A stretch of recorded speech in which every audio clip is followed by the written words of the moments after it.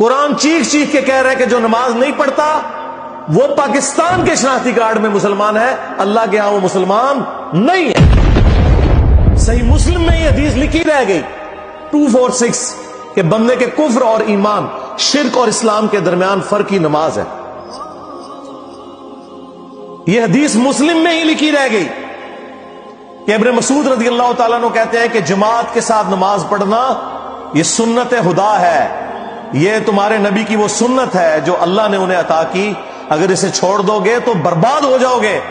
رسول اللہ کے زمانے میں اگر کوئی بیمار بھی ہوتا اور 2 بندوں کے سہارے مسجد میں آ کے نماز پڑھ سکتا تو اس کی کوشش ہوتی کہ میں مسجد میں جماعت سے نماز پڑھوں، کہیں مجھے منافق نہ شمار کر لیا جائے۔ جماعت چھوڑنے پر رسول اللہ کے زمانے میں سمجھا جاتا تھا صلی اللہ علیہ وآلہ وسلم کہ بندہ منافق ہے۔ صحابہ کرام کو، اہل بیت کو کب معلوم تھا کہ ایسی امت بھی آنے والی ہے جو آپ سے بڑا عشق رسول ہونے کا دعویٰ کرے گی اور نماز ایک نہیں پڑھے گی؟ تو وہ کہتے یار یہ تو بڑا آسان اسلام ہے۔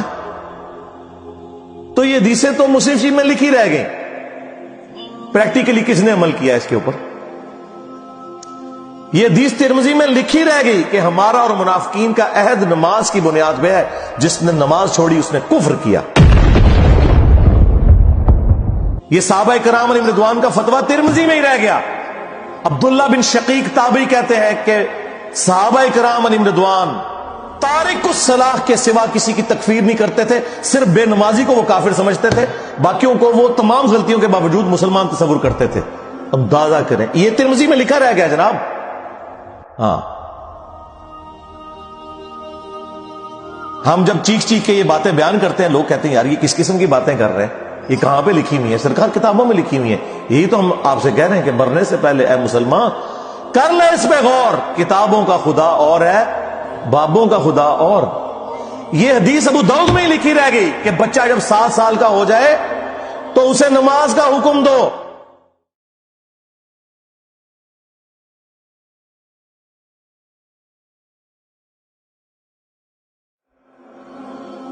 یہ ابو داؤد میں لکھی رہ گئی حدیث، عمل کس نے کیا؟ یہ حدیث ابن ماجہ میں لکھی رہ گئی کہ نبی علیہ السلام نے فرمایا اے معاذ، اللہ کے ساتھ شرک نہ کرنا، خواہ تمہارے ٹکڑے ٹکڑے کر دیے جائیں، تمہیں قتل کر دیا جائے، سولی دے دیا جائے یا آگ میں زندہ جلا دیا جائے، شرک نہ کرنا۔ یہ پہلی نصیحت۔ اسی حدیث میں دوسری نصیحت، نماز نہ چھوڑنا۔ تمہارا اللہ کے ساتھ عہد نماز کی بنیاد پہ ہے، اگر تم نے نماز چھوڑ دی تو اللہ کا ذمہ اٹھ گیا تم سے۔ اور تیسری چیز فرمایا شراب نہ پینا، یہ تمام برائیوں کی جڑ ہے۔ تو یہ حدیثیں تو لکھی رہ گئی سرکار۔ یہ حدیث مسند احمد میں ہی لکھی رہ گئی کہ نبی علیہ السلام نے فرمایا کہ نماز قیامت کے دن نمازی کے لیے دلیل، نجات اور نور ہوگی، اور جو نماز نہیں پڑھتا قیامت کے دن نہ اس کے لیے کوئی دلیل ہوگی اللہ کے حضور بچنے کی، نہ نجات اور نہ کوئی روشنی، نور جو پولیس رات سے گزرنے کے لیے قرآن میں آیا نا، وہ نور۔ اور پھر نبی السلام نے فرمایا کہ بے نمازی کا حشر اسی حدیث میں آتا ہے، فرعون، قارون اور حامان اور امیہ ابن خلف کے ساتھ ہوگا۔ ہاں جی، کچھ بھی ہے تیرے محبوب کی امت سے ہے۔ محبوب تو پہلے ہی بتا گئے ہیں کہ بے نمازی تیرا حشر تو فرعون کے ساتھ ہونا ہے، تیرا حشر قارون کے ساتھ ہونا ہے، امیہ ابن خلف کے ساتھ ہونا ہے۔ اور یہ تو میں آپ کو صرف ایک بات کر رہا ہوں۔ اب اگر میں قرآن کی توحید بیان کرنا شروع کروں تو قرآن کے پہلے صفحے کا ٹیسٹ دنیا کے کروڑوں مسلمان پاس نہیں کر سکتے۔ ایاک نعبد و ایاک نستعین، یہ قرآن میں لکھا رہے گا۔ ماشاءاللہ فجر کی نماز میں یہ پڑھ کے نکلتا ہے، اور مسجد کے ساتھ جو دربار ہے ریگولرلی حاضری دے کے اس بابے سے بھی مانگ کے گھر آتا ہے۔ تو کیا نماز تو پڑھی؟ تو مسلمان ہے، تیری ہر نماز کی ہر رکعت میں تو یہ نہ پڑھے تیری نماز ہی نہیں ہوتی۔ ایاک نعبد و ایاک نستعین، اے اللہ عبادت بھی تیری کریں گے، دعا بھی تجھی سے مانگیں گے، مدد بھی تجھی سے مانگیں گے۔ یہاں مدد مانا دعا کے، لیکن یہاں مولویوں نے پھر پٹی پڑھا دی، انہوں نے کہا نہیں جی نہیں جی، امی سے روٹی نہ مانگے۔ اندازہ کریں قرآن کا مذاق اڑا رہے ہیں، حالانکہ انہیں پتہ ہے کہ قرآن میں یہ آیت موجود ہے وَتَعَاوَنُوا عَلَى الْبِرِّ وَالتَّقْوَى وَلَا تَعَاوَنُوا عَلَى الْإِثْمِ وَالْعُدْوَانِ، نیکی اور پرہیزگاری کے کاموں میں ایک دوسرے کی مدد کرو اور برائی میں الگ رہو۔ قرآن نے بتایا ہے کہ اللہ نے دنیا کو اسباب کے ساتھ جوڑا ہوا ہے۔ یہاں ایاک نستعین میں دعا کے اعتبار سے بتایا جا رہا تھا کہ غیر اللہ سے نہیں کرنی، ظاہری اسباب کا تو قرآن میں حکم ہے۔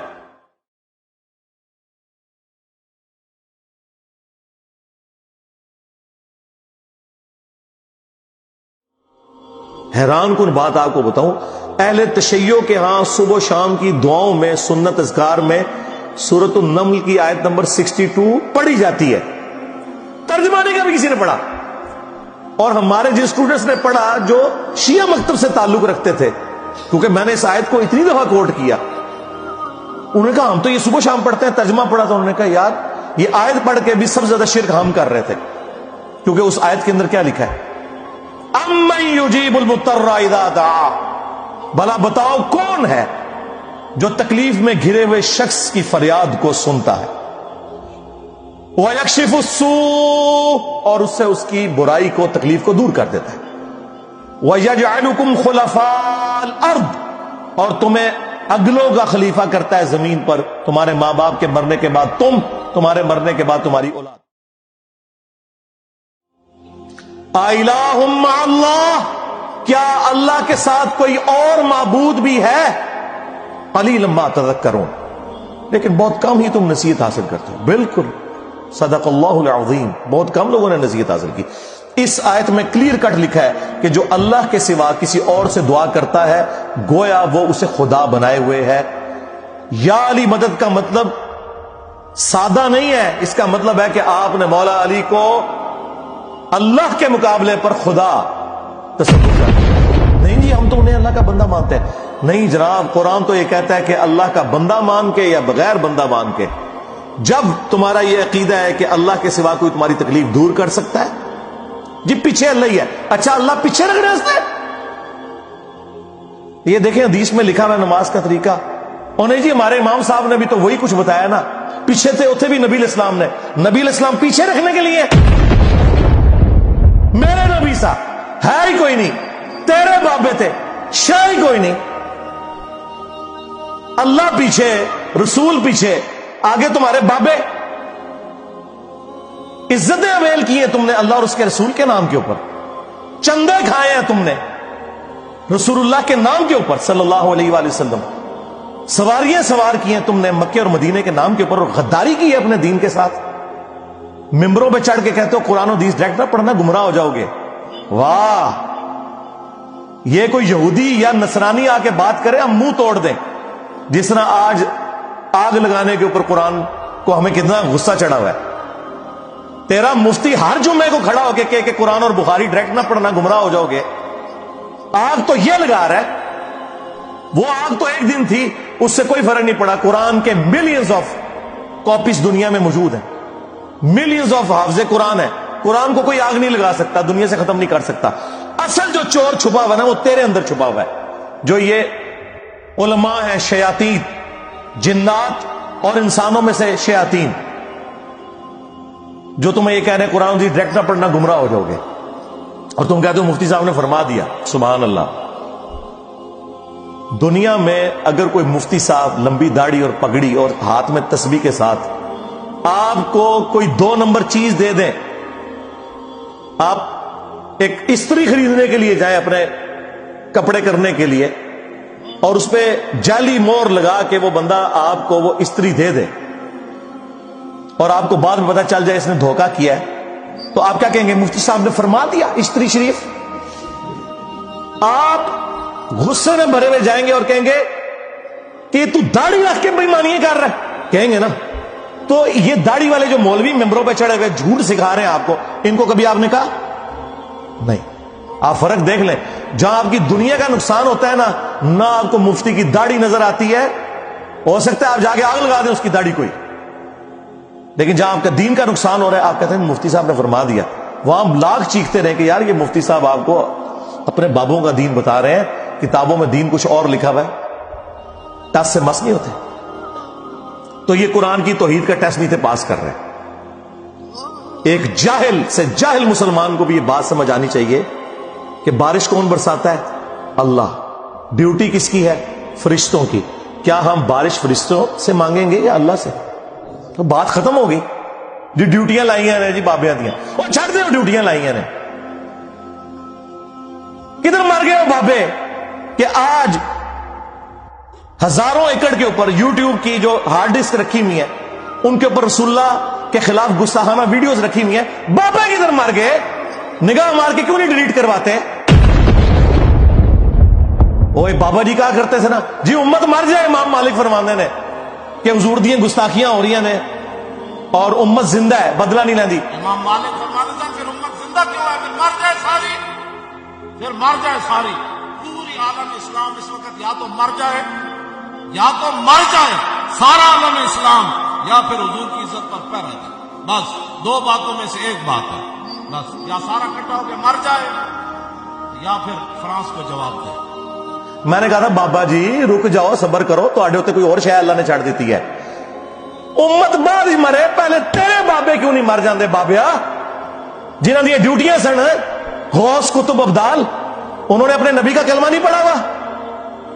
وہ کدھر مر گئے جو کل تک اپنے مریدوں کو یوں دیکھ کے تو جلا کے راکھ کر دیتے تھے، آج اتنے بغیرت ہو گئے کہ وہ یوٹیوب سے ویڈیوز نہیں ڈیلیٹ کر سک رہے. لے جاؤ اپنے بابے تو، کسی کام میں نہیں نکلے.